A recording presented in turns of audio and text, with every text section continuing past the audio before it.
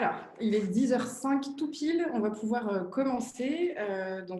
Bonjour à tous ceux qui ne m'ont pas encore entendu parler. Je suis ravie que vous soyez tous connectés ce matin. Là, vous participez au tout premier webinaire qu'on lance chez PlayPlay.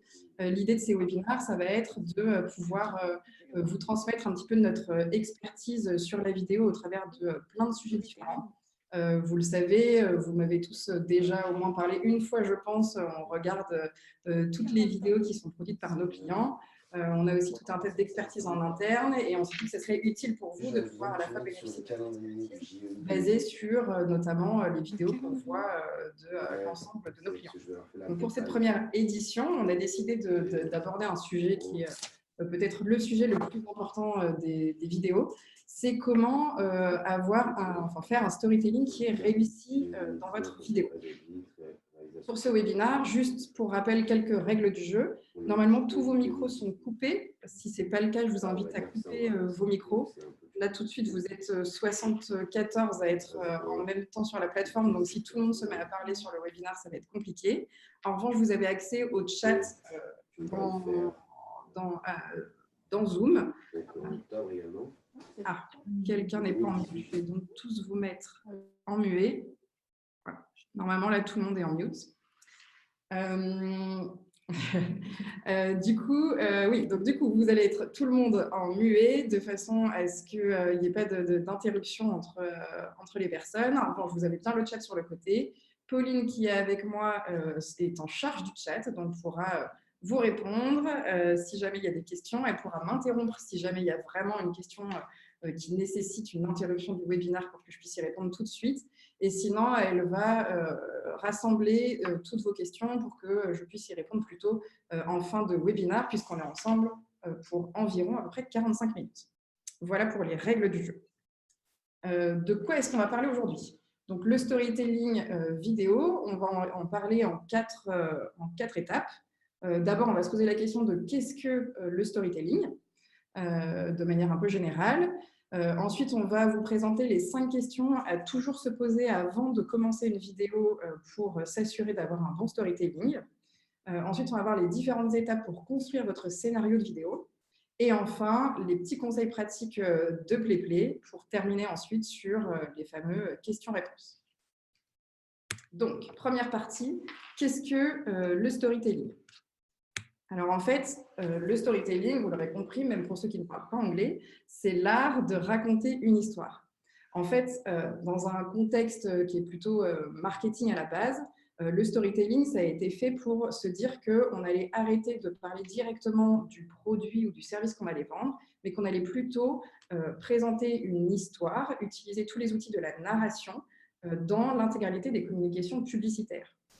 Sauf qu'aujourd'hui, ça n'est plus seulement utilisé pour tout ce qui est publicitaire, c'est utilisé pour l'intégralité des types de communication, c'est-à-dire qu'on va préférer parler plutôt des thèmes généraux, des idées, des tendances, plutôt que de parler directement du service ou du produit que vous offrez. Par exemple, si vous pensez aux vidéos de Red Bull ne vend pas des boissons dans ses vidéos, il va plutôt vendre un esprit qui va être très sport extrême. Autre exemple, si vous pensez aux vidéos qui sont faites par Ikea, Ikea ne va pas seulement vous parler de ces meubles, il va plutôt vous parler d'un esprit du vivre ensemble, d'un esprit d'échange autour de lieux dans lesquels il y a des meubles Ikea. Pour vous donner un exemple, je vous montre une petite vidéo. Dites-nous sur le chat si vous entendez le son. L'humanité, hantée par un mystère à ce jour jamais résolu. Un mystère qui traverse les frontières et les âges. Ce mystère, c'est... Mais c'est pas possible! Elle est où cette chaussette? Tu l'as mangé quand même!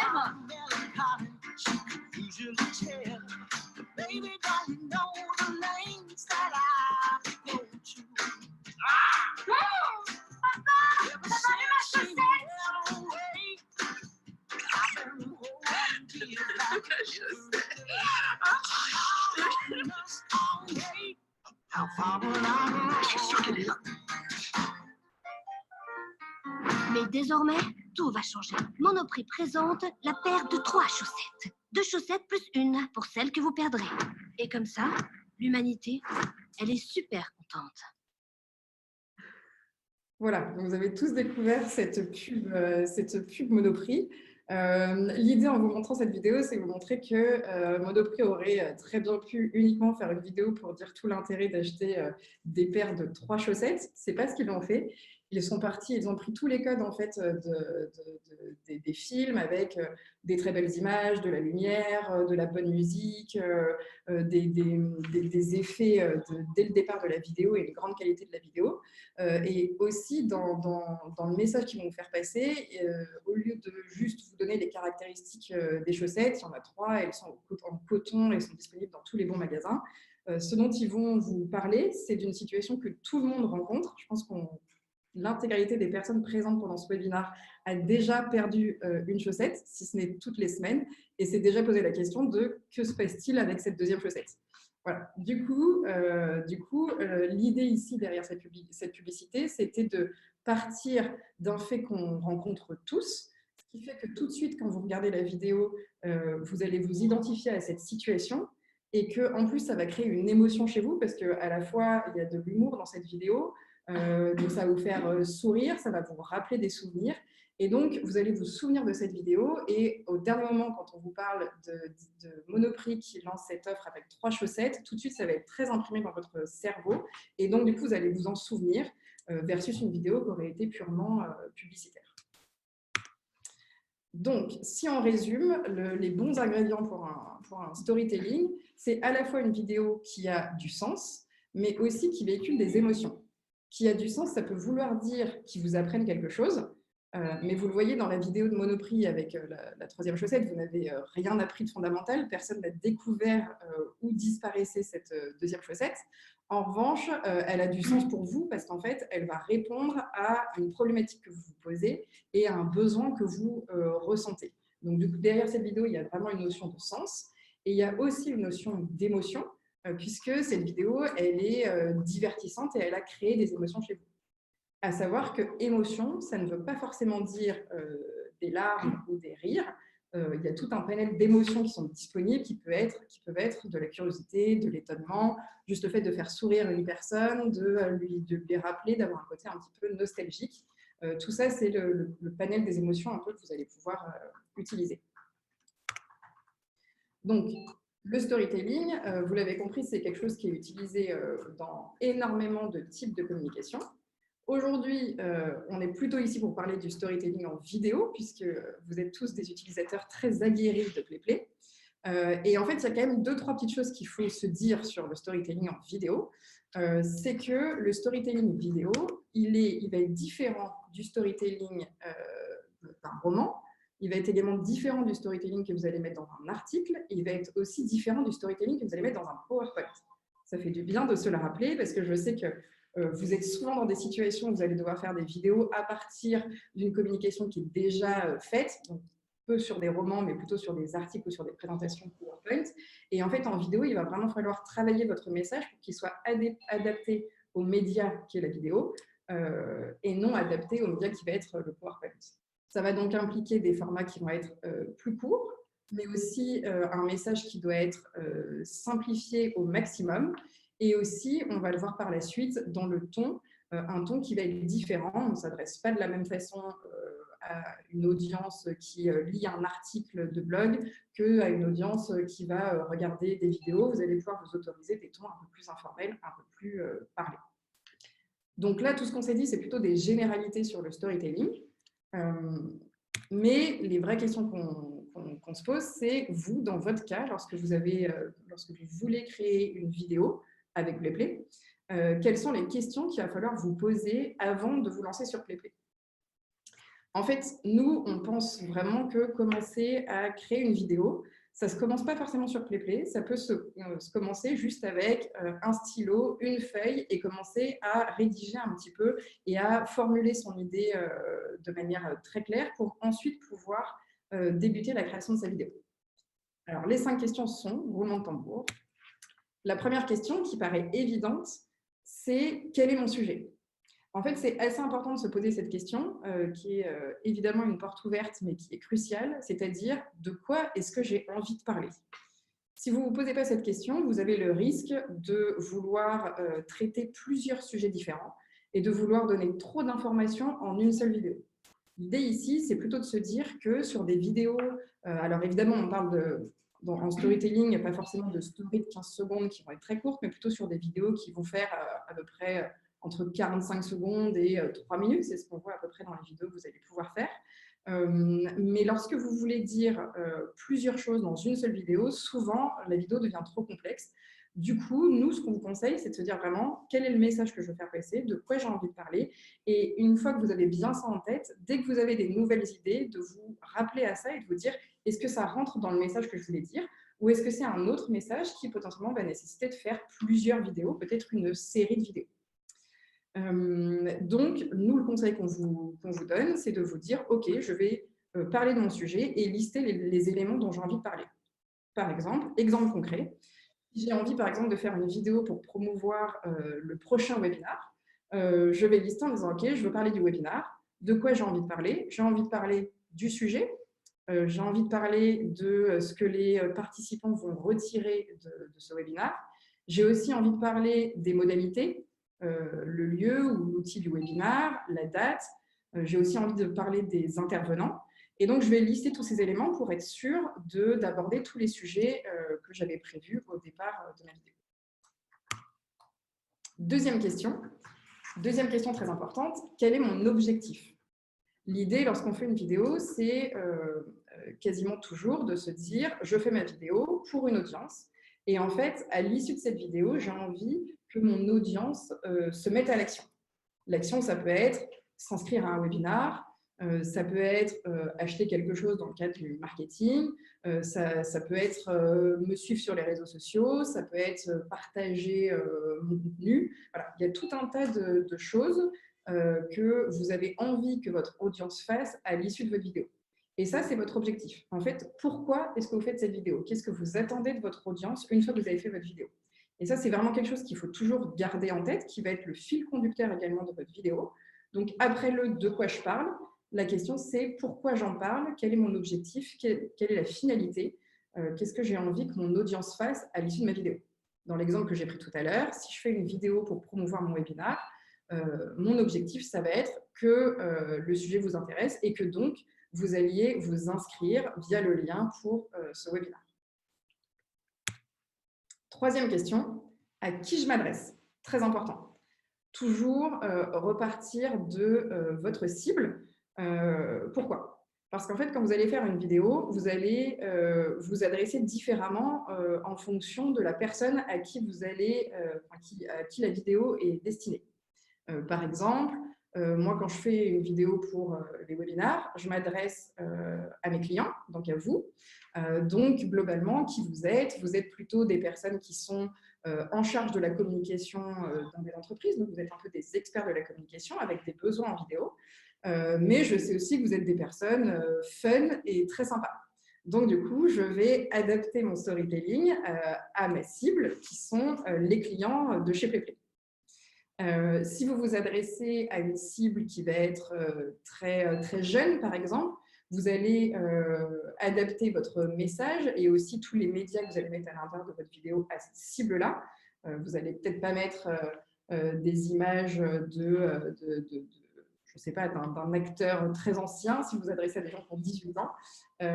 Et au contraire, vous n'allez peut-être pas mettre une musique de Jul si vous vous adressez sur LinkedIn à une cible qui est plutôt professionnelle et dans la fleur de l'âge.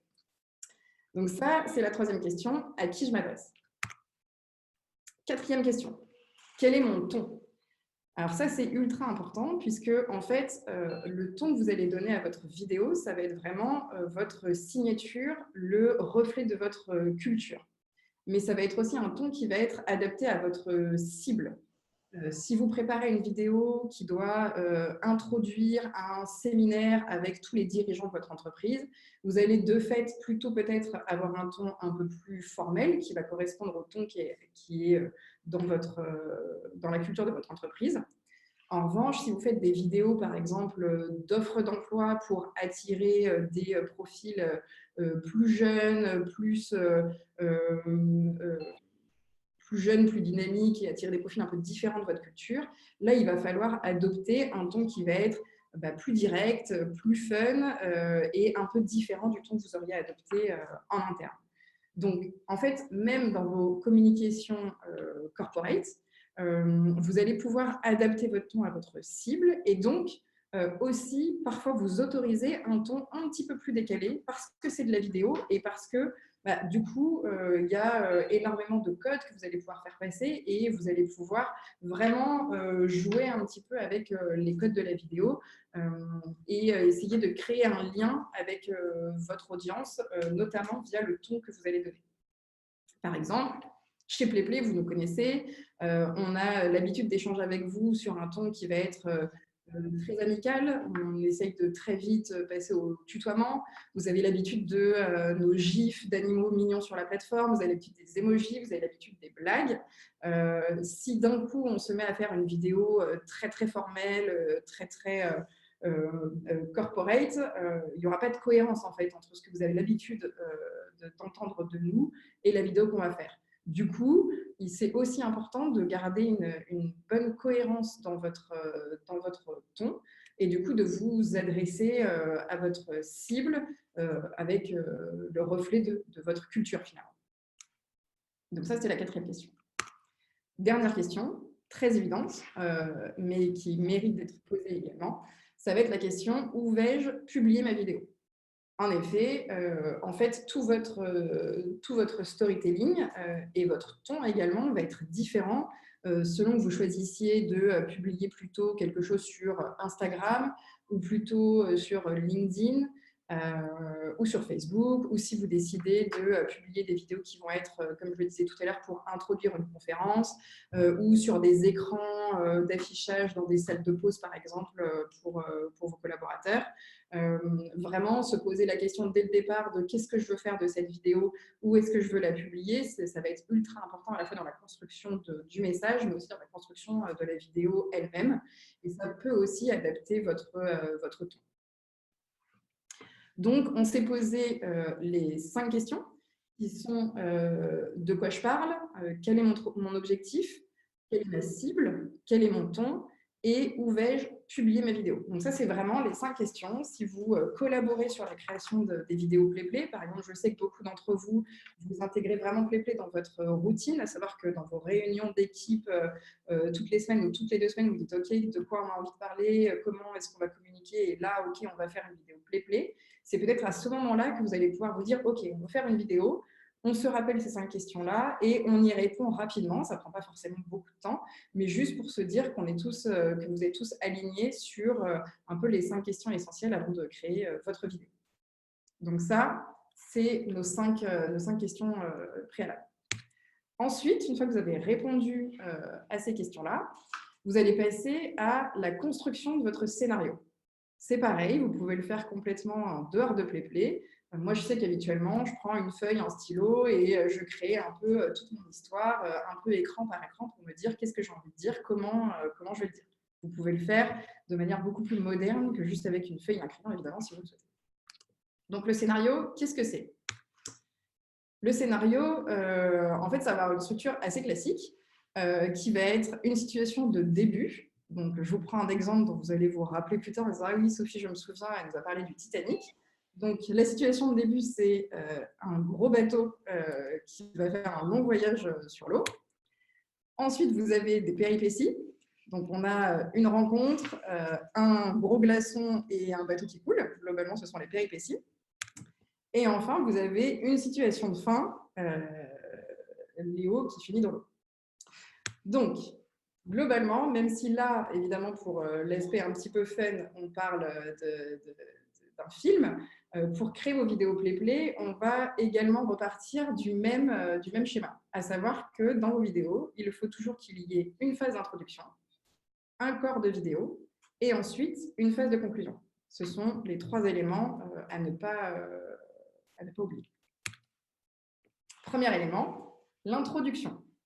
Alors pourquoi est-ce qu'il est important d'avoir une phase d'introduction ? En fait, sur la consommation des vidéos à l'heure actuelle, on sait que les personnes, pour décider s'ils vont regarder votre vidéo jusqu'à la fin, vous avez à peu près entre 3 et 4 secondes pour attirer leur attention. Pourquoi? En fait, aujourd'hui, les contenus sur tous les supports de communication, la plupart du temps, les réseaux sociaux, que ce soit internes ou externes, vous avez certainement l'habitude, vous aussi, d'aller voir vos propres réseaux sociaux. Vous allez avoir l'habitude de descendre votre fil d'actualité et un peu de snacker les contenus en disant bah, « je regarde rapidement mon fil d'actualité ». Ce qui fait que si vous n'arrivez pas à capter l'attention dans vraiment les toutes premières secondes de votre vidéo, vous avez une grande chance qu'en fait, votre audience passe au contenu suivant parce que son attention n'aura pas été attirée et qu'il n'aura pas été intéressé par votre vidéo. Donc ça, c'est le premier point. Un temps d'attention au départ qui est très, très court pour pouvoir tout de suite capter l'attention de votre audience. Le deuxième point, c'est aussi que votre audience, elle est soumise à de plus en plus de contenu. Qu'aujourd'hui, on a de la vidéo, du texte, des images statiques, il y a énormément de choses. On passe notre temps à regarder des fils d'actualité, à recevoir des mails, des newsletters, à voir des vidéos sur des écrans. Et que du coup, il est très facile de switcher d'un contenu à un autre. Et que du coup, pour vraiment que votre contenu soit pertinent dès le départ, il faut que vous puissiez un peu extraire la valeur ajoutée de votre vidéo dès les toutes premières secondes. Donc, à retenir, il y a plein de moyens qu'on peut vous montrer, qui sont des moyens pour attirer l'attention tout de suite de votre audience dès les premières secondes. Exemple. Là, j'ai fait cette vidéo d'introduction de notre prochain webinaire. Qu'est-ce qu'on pense de cette vidéo? Donc là, vous avez vu les 3 écrans que j'ai créés. Par la magie du direct, ça revient. Donc, premier écran, c'est un jingle d'introduction avec le logo PlayPlay. Ensuite, on a une petite phrase qui nous annonce qu'on est très heureux de faire le deuxième webinaire. Et ensuite, on a un écran qui nous annonce le titre du webinaire, la date et les intervenants. Vous vous en doutez, j'ai un petit peu grossi le trait. C'est plutôt une mauvaise pratique, la vidéo que je viens de vous montrer. Là, je vous montre un deuxième exemple de vidéo qui va être un petit peu plus catchy. Donc qui est sur 3 écrans qui durent exactement le même temps. Si on reprend, donc on a le nouveau Catchline 3 qui annonce tout de suite en fait la valeur ajoutée que va avoir le webinaire, à savoir est-ce que vous avez envie de créer des vidéos des interviews comme un professionnel. Donc en fait tout de suite je m'adresse à mon audience qui est une audience de personnes qui font des vidéos et qui potentiellement font des interviews, donc qui vont tout de suite être catchées par « Ah bah oui, effectivement, je fais des interviews, ce sujet m'intéresse ». Deuxièmement, je vous donne le titre du webinaire. Et enfin, je vous donne les informations dans un écran avec un petit peu moins de données. Donc là, c'est pour vous montrer un petit peu la différence. Si on résume, tout ce qu'il faut faire et surtout ne pas faire, globalement, ce que l'on déconseille fortement, c'est tout d'abord de mettre un jingle de début. Donc, je vois certains d'entre vous qui ont des belles animations, elles sont magnifiques vos animations de logo et qui ont envie de les mettre en introduction. Ça peut être tout à fait quelque chose que vous pouvez faire si c'est par exemple, je ne sais pas, une vidéo qui va tourner en boucle dans votre hall d'entrée, vous pouvez mettre cette vidéo d'introduction avec l'animation du logo. En revanche, la plupart du temps, que ce soit pour les réseaux sociaux ou même pour une newsletter ou si vous voulez introduire un sujet lors d'une conférence, c'est vraiment une pratique qu'on déconseille, tout simplement parce qu'en fait, pendant 4 secondes, l'attention de votre cible est orientée sur cette animation de logo et pas sur la valeur ajoutée que vous voulez donner et l'information principale que vous voulez donner dans cette vidéo. Donc, en fait, vous n'allez pas du tout capter l'attention de votre cible. Deuxième mauvaise pratique qui se rejoint également, c'est le fait d'attendre 5 secondes avant d'introduire le sujet, de tourner un peu autour du pot. On est très heureux de vous annoncer quelque chose qui va arriver dans les prochaines semaines. C'est trop long. Globalement, allez droit au but dès le départ pour que tout de suite les personnes soient appâtées par votre vidéo et aient envie d'en savoir plus. Troisième écueil, vouloir mettre trop d'infos dès le départ. Le 22 octobre à 10 h, vous allez avoir un webinaire sur les interviews avec Sophie, avec Marion. Ça va être super. Si vous mettez tout ça d'un coup, c'est trop d'informations. Et en fait, vous allez perdre votre audience qui va se désintéresser finalement du contenu. Du coup, ce qu'il faut faire, c'est essayer de partir tout de suite du sujet qui va intéresser votre audience.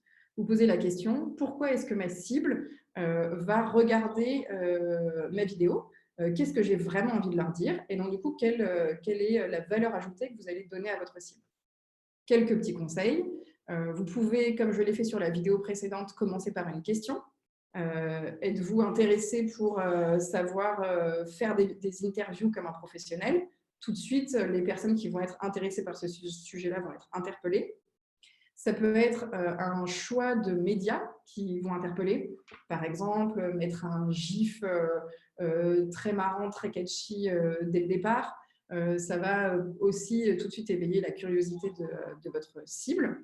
Et ça peut aussi être jouer avec le texte, les couleurs pour que le début de votre vidéo soit très catchy. Par exemple, tous les écrans qu'on sort qui sont des écrans plutôt pop du type le catchline ou vous voyez le title pop, c'est des écrans qui fonctionnent très bien pour le début de vidéo parce que tout de suite ça va être très punchy, des formats plutôt courts, donc qui vont aussi vous obliger à mettre en avant toute la valeur ajoutée que vous voulez donner à votre cible dans votre vidéo. Deuxièmement, le corps de la vidéo. C'est très important de réfléchir à comment est-ce que vous allez structurer le corps de votre vidéo. En effet, lorsqu'on regarde une vidéo, notre cerveau il est sollicité avec énormément d'informations. Vous allez avoir des médias qui vont être parfois des photos, parfois des vidéos, parfois des gifs. Vous allez avoir du texte avec des informations. Par-dessus ça, vous avez du motion design avec des effets d'apparition, des textes, des écrans, beaucoup de choses qui bougent. Ça veut dire que le cerveau il reçoit énormément d'informations en même temps. Donc, si vous voulez que votre message soit clairement compris par votre cible, c'est important d'avoir une structure de vidéo qui est très, très claire. En fait, l'objectif, ça va être ici d'accompagner la réflexion de votre cible tout au long de votre vidéo, de les aider à comprendre la structure et comprendre l'intégralité des messages que vous allez donner, de façon à ce qu'aussi ce soit des messages qui après restent et soient imprégnés. Vous n'avez pas envie que les personnes regardent votre vidéo et qu'à la fin de votre vidéo, il n'y ait absolument rien retenu des informations essentielles que vous avez envie de mettre. Une des infos que je peux vous donner qui va peut-être vous interpeller, c'est que la durée moyenne d'attention d'une personne, c'est 8,5 secondes sur une vidéo. Donc, sur une vidéo qui va faire entre 60 secondes et 3 minutes, vous avez quand même de fortes chances que la personne, à un moment donné, ne soit plus du tout attentive et donc, du coup, se désintéresse du contenu et soit parte, soit arrête d'être dans une écoute active. Donc, structurez votre vidéo de manière très claire. Ça va permettre d'accompagner la réflexion de votre audience, mais aussi parfois de la réveiller. C'est pour ça que souvent, quand on vous fait des retours sur votre vidéo, on vous invite à chapitrer vos vidéos pour que le format soit très clair, à y ajouter des transitions et aussi à y ajouter du rythme, notamment en ajoutant ces fameux écrans catchline ou pour essayer un peu de surprendre votre audience et donc de recapter l'attention de votre audience. Par exemple, c'est pour ça que les formats des tops, top 5 raisons de, top 4 choses à savoir sur, top 5 faits sur le match de rugby d'hier, c'est des formats éditoriaux qui vont tout de suite bien fonctionner parce que votre audience, elle sait exactement à quoi s'attendre. Top 5, je vais avoir 5 informations clés à retenir. Pour vous, c'est facile à construire et pour votre audience, c'est aussi très, très facile à consommer. Voilà pour le corps de la vidéo. Je vous montre un exemple. Donc là, c'est la suite de la vidéo sur le webinaire. Je commence par chapitrer ce que vous allez apprendre avec un petit gif qui va interpeller pour réveiller mon audience. Je parle du programme, comment bien préparer son interview, le matériel, les secrets du cadrage et les play tips. Ensuite, je présente les speakers. Et en avant-première, je vous montre un nouvel écran qui va arriver très bientôt. C'est fait exprès, c'est un petit teaser. Et enfin, la dernière info que je veux donner, c'est comment s'inscrire. Et donc là, si j'ai envie de publier, par exemple, cette vidéo sur les réseaux sociaux, je vais inviter à aller cliquer sur le lien qui va être à l'intérieur de mon post sur les réseaux sociaux, sur LinkedIn, par exemple. Donc là, ce que vous voyez, c'est qu'à chaque fois, j'introduis en disant de quoi on parle, le programme, les speakers avec présentation des 2 speakers, et enfin, comment s'inscrire avec la solution. Donc, sur le corps du texte, vous l'avez compris, ce qu'il ne faut pas faire, attention, c'est, et je sais que je vous le répète assez régulièrement, c'est mettre plusieurs messages dans un même écran. On a parfois des retours, notamment sur le chat, de personnes qui nous disent Sophie, il n'y a pas assez de place sur mon écran, je ne peux pas mettre tout mon texte. La plupart du temps, ce que je vous réponds, c'est que si vous n'avez pas suffisamment de place sur un écran, c'est qu'en fait, il faut splitter votre écran en 2 et qu'en fait, il y a trop d'informations que vous voulez mettre sur un seul écran et qu'en fait, il va falloir simplifier votre message et séparer vos informations en 2 pour plus de clarté. L'idée, c'est vraiment que... rallumer ce micro. Donc, l'idée, c'est vraiment qu'un écran égale un message pour beaucoup plus de clarté et pour que votre audience puisse bien comprendre ce que vous avez envie de leur dire. Deuxième écueil qui va avec, faire des phrases trop longues et trop écrites. Ça, c'est souvent quelque chose qu'on va voir, notamment si vous souhaitez, par exemple, transformer un article de blog en vidéo. Sur un article de blog, les phrases vont être rédigées, fatalement, puisque c'est quelque chose d'écrit et d'assez normé. En revanche, sur une vidéo, votre travail, ça va être de vous dire, OK, de cet article, si par exemple je veux teaser un article, c'est quoi les informations clés que j'ai envie de retenir, et vous allez devoir les reformuler pour les réadapter au format de la vidéo pour que ça soit très simple. Si vous faites des phrases vraiment trop longues et trop rédigées, en fait, vos phrases longues, plus toutes les animations, ça va faire trop d'informations à traiter, et donc du coup, vous allez manquer de clarté. L'autre écueil, c'est souvent d'essayer de se restreindre à peu d'écran pour éviter de faire une vidéo qui est trop longue. Aujourd'hui, on voit qu'il y a énormément de plateformes, je pense notamment à Facebook, qui vont plutôt valoriser les vidéos assez longues. Du coup, l'espèce de réflexe que certains d'entre vous ont de vouloir faire absolument des vidéos avec très peu d'écran, ce n'est pas forcément un bon réflexe. Parce que si vous essayez de mettre beaucoup d'informations dans peu d'écran, de réduire au maximum votre vidéo, vous risquez finalement de ne pas atteindre votre objectif, qui est de faire passer votre message et de faire en sorte que votre audience passe à l'action en s'inscrivant à un événement, par exemple. Du coup, il ne faut pas hésiter à parfois faire plus d'écrans et se dire, voilà, à chaque écran, je vais donner une information qui va être très claire. Et en fait, vous allez vous rendre compte qu'en faisant ça, il y aura même une impression que votre vidéo est plus courte parce qu'en fait, les messages seront beaucoup plus clairs. Donc, cette espèce de restriction que parfois vous avez en tête de vouloir faire absolument peu d'écran, vraiment, c'est quelque chose dont il faut se détacher. Du coup, bonne pratique. Je me répète, un message égale un écran, absolument. Je ne veux plus entendre, j'ai plus assez de place sur mon texte. Si, évidemment, vous pouvez nous le dire, mais vous risquez d'avoir ça comme réponse. Des phrases courtes et un vocabulaire simple. Encore une fois, il s'agit d'une vidéo. Vous avez l'autorisation sur un média vidéo de vous adresser aux gens de manière beaucoup plus directe. Vraiment, vous pouvez faire des vidéos comme si vous vous adressiez directement à votre cible en one-to-one. Et donc faire des phrases courtes et utiliser du vocabulaire beaucoup plus simple. Et enfin, chapitrer votre vidéo avec une structure qui est très claire et mettre des transitions. Enfin, conclusion. Ça, c'est très important. On voit énormément de vidéos faites par nos clients qui n'ont pas de conclusion. C'est exactement comme si nous avions une discussion ensemble et qu'à aucun moment à la fin, je vous dis au revoir, à bientôt, merci de m'avoir écouté. Beaucoup d'entre vous, vous faites votre vidéo, vous vous débrouillez pas trop mal, vous faites une introduction, vous mettez votre message et à la fin, la vidéo s'arrête, un peu comme un cheveu sur la soupe, il ne se passe rien, il y a juste votre animation de logo souvent à la fin, mais il n'y a pas de conclusion. Et c'est ultra important de refermer la boucle. C'est-à-dire de terminer votre vidéo vraiment avec un message très clair. Donc, arrêtez de ne pas dire au revoir à vos cibles. Exemple, là, je vous remets la vidéo en entier du prochain webinar, donc avec l'introduction qu'on a vue et quelques petites informations dès le départ. Ensuite, la structure claire, ce que vous allez apprendre avec le petit GIF,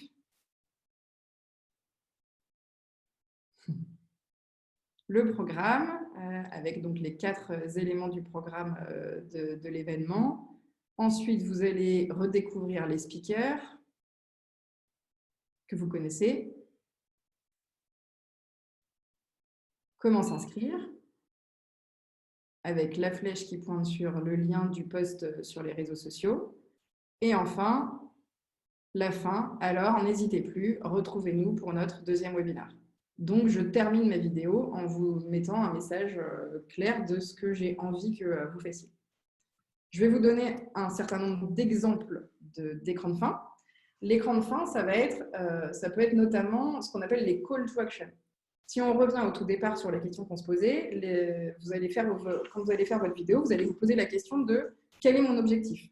Si mon objectif, c'est de faire en sorte que les personnes téléchargent mon application, dans ce cas-là, le call to action, ça va être ce premier écran en jaune à gauche, télécharger l'application avec un lien qui sera dans votre post avec potentiellement le tarif.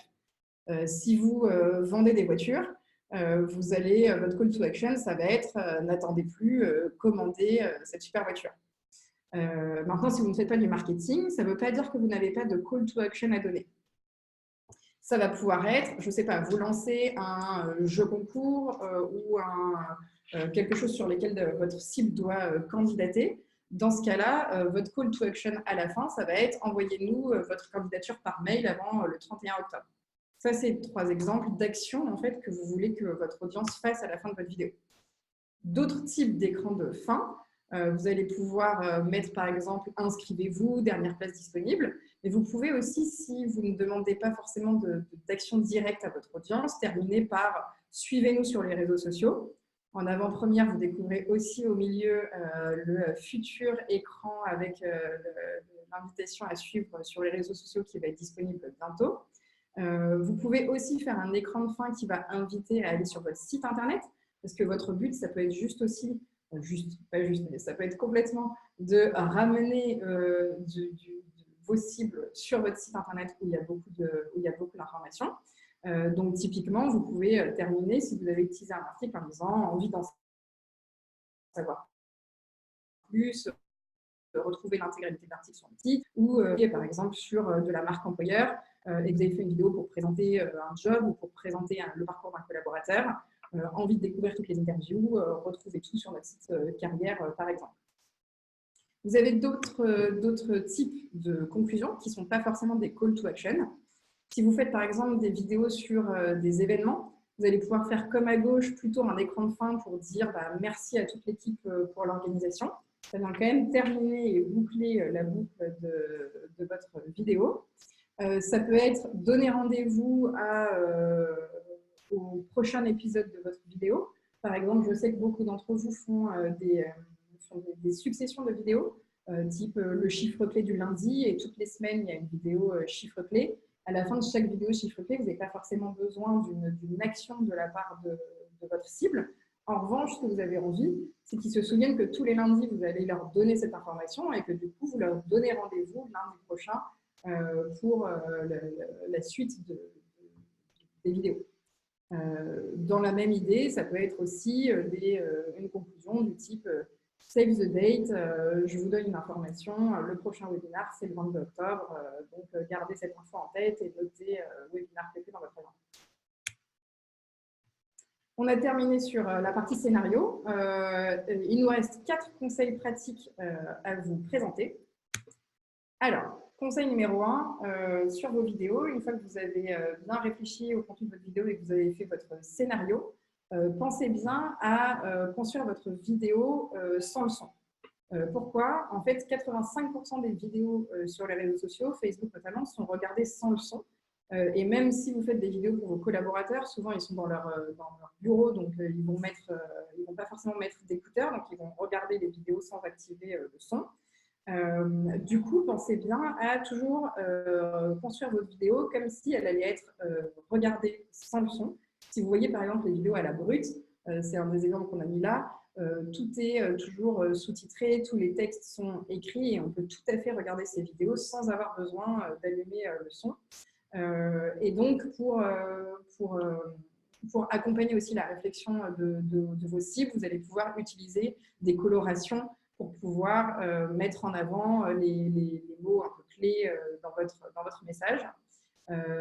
Et donc, surtout, on voit énormément et de plus en plus d'interviews qui sont faites avec PlayPlay, et on en est ravis. On trouve que vous faites des super interviews. Mais n'oubliez pas du coup de sous-titrer vos interviews avec l'écran sous-titres pour toutes ces personnes qui vont regarder vos vidéos sans activer le son et qui vont quand même pouvoir savoir de quoi la personne interviewée parle.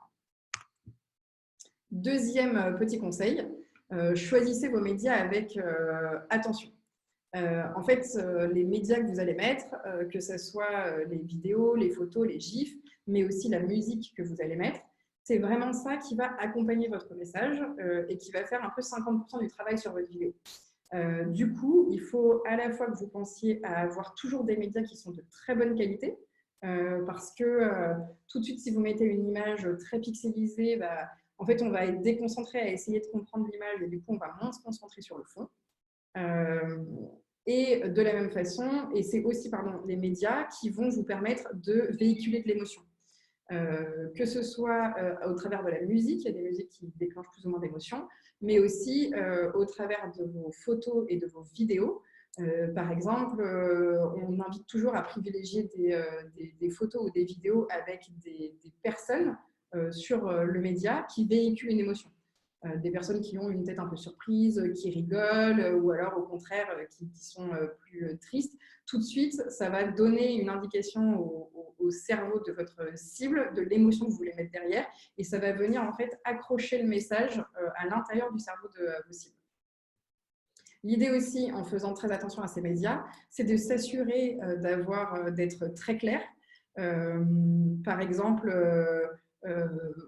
d'être très clair, c'est-à-dire qu'il faut que vous mettiez des médias qui soient de très bonne qualité et aussi avec pas trop de détails. C'est-à-dire que si vous, dans votre message, si vous voulez que les gens se concentrent sur votre message, mais que derrière vous mettez un média avec des personnes, une roue qui tourne, énormément de couleurs, beaucoup de contrastes et donc énormément de choses que le cerveau doit comprendre, la personne va passer plus de temps à essayer de comprendre le média que vous allez mettre plutôt que de se concentrer sur le message que vous voulez faire passer. Donc essayez aussi de choisir des médias qui sont assez simples, à la fois en termes de coloration, mais aussi en termes de nombre d'éléments qui sont sur le média. Enfin, troisième tips, appuyez-vous sur des références communes.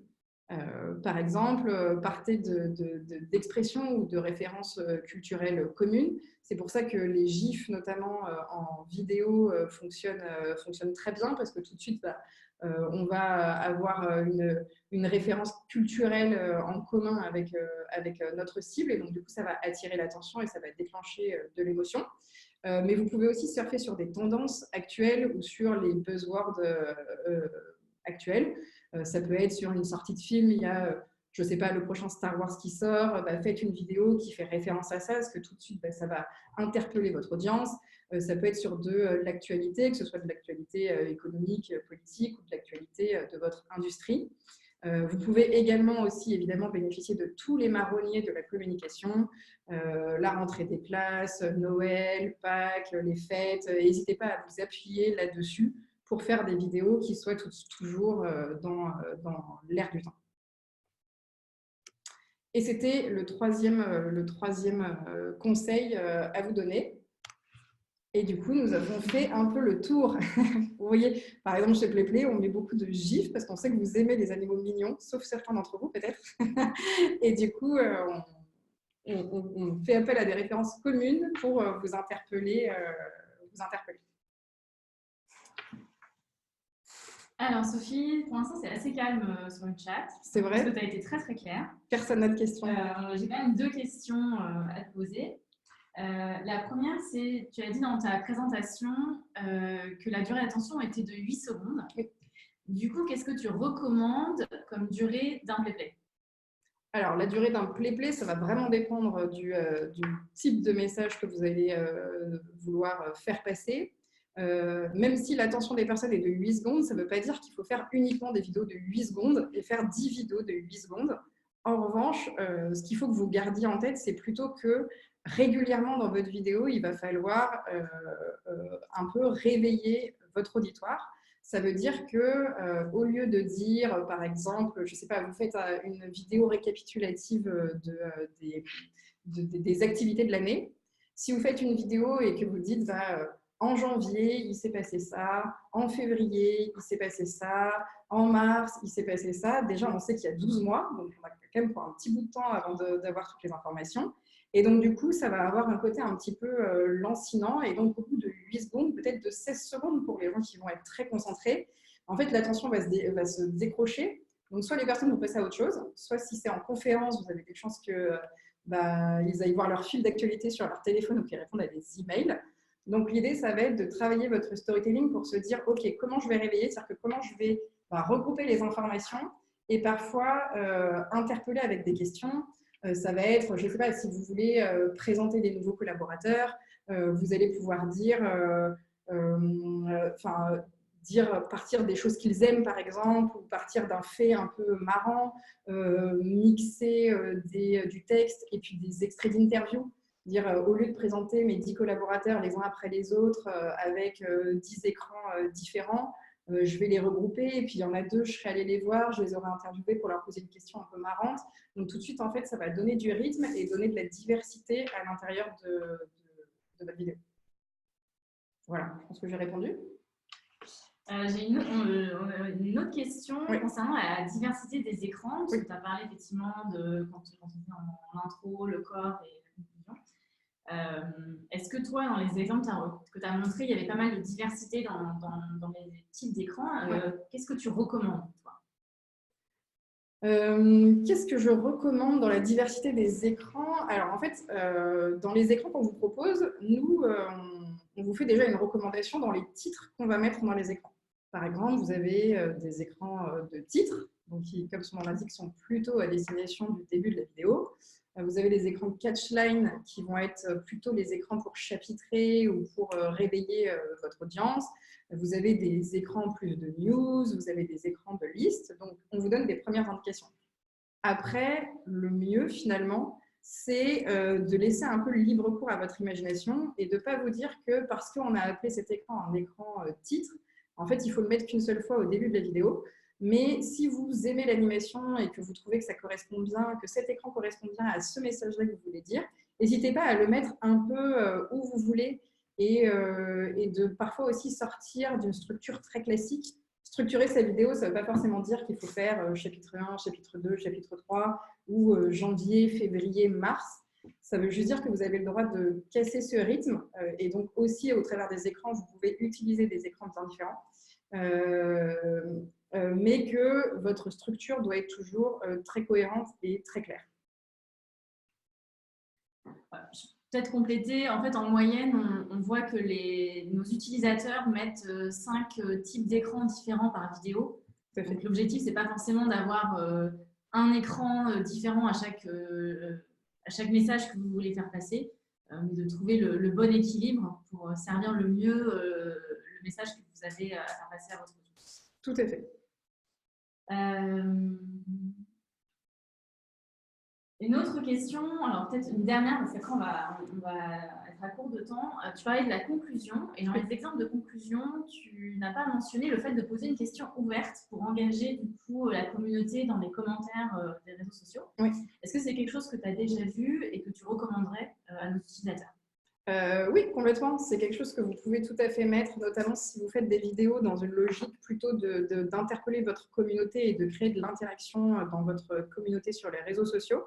Donc, vous pouvez tout à fait terminer votre vidéo avec, je ne sais pas si par exemple, ça peut être aussi terminé avec un sondage, les fameux écrans, et vous préférez les girafes ou les pandas? J'ai un avis très clair là-dessus, mais bon, vous pouvez quand même poser la question sur votre cible. Donc, du coup, vous pouvez tout à fait terminer votre vidéo par une question. Et en fait, si vous la publiez sur les réseaux sociaux, vous pouvez aussi jouer sur ça, c'est-à-dire cette question-là, reposez-la aussi à l'intérieur de votre post et pourquoi pas, répondez-y, vous, à titre personnel, dans les commentaires pour commencer à lancer l'interaction. Par exemple, moi, si je faisais une vidéo pour demander aux gens, et vous, est-ce que vous préférez les girafes ou les pandas? J'irais tout de suite commenter en disant les pandas, évidemment, pour telle et telle raison, parce que c'est quand même les animaux les plus mignons. Donc, du coup, si vous partez sur ce type de conclusion, n'hésitez pas à aller jusqu'au bout de la démarche et à vous commencer à créer de l'interaction avec vos cibles. Alors, une petite dernière pour la fin. Les nouveaux écrans que tu as montrés en avant-première ont beaucoup plu. Et du coup, on me demande quand est-ce qu'ils vont sortir. Alors, vous connaissez mes réponses, je ne vous donne jamais de date précise. Et en plus, il y a Pauline qui est là, qui est en charge du produit, donc je ne donnerai pas de date. Mais vous pouvez compter sur ces écrans d'ici, disons, la fin de la semaine prochaine, au plus tard, mais peut-être plus tôt. Et évidemment, vous les retrouverez avec le petit bandeau Mio dans PlayPlay. Super, merci Sophie. Question ? Un petit gif quand même pour terminer. On ne peut quand même pas terminer une présentation sans panda. Écoutez, merci à tous. Ce webinaire a été enregistré. Il sera disponible dans un des articles du Help Center si jamais vous avez envie de réentendre ce que j'ai dit ou si vous avez envie que d'autres personnes de vos équipes, par exemple, puissent bénéficier de ce webinaire. Et je vais me permettre aussi de vous envoyer un petit questionnaire à tous pour avoir vos retours sur ce webinaire et que vous puissiez me dire s'il y a des choses qu'on peut améliorer en termes de durée, de contenu, de blagues, de gifs par exemple. Donc, si vous pouviez répondre à ce petit questionnaire que vous recevrez aujourd'hui, ce serait vraiment top. Merci à tous et puis à très bientôt. N'hésitez pas à toujours nous envoyer des emails, nous parler sur le chat, à mon équipe ou à moi. Vous nous envoyez des pigeons voyageurs si vous le souhaitez. Vous pouvez venir boire un café avec nous si vous le souhaitez. C'est toujours un plaisir. Très bonne journée à tous. Au revoir.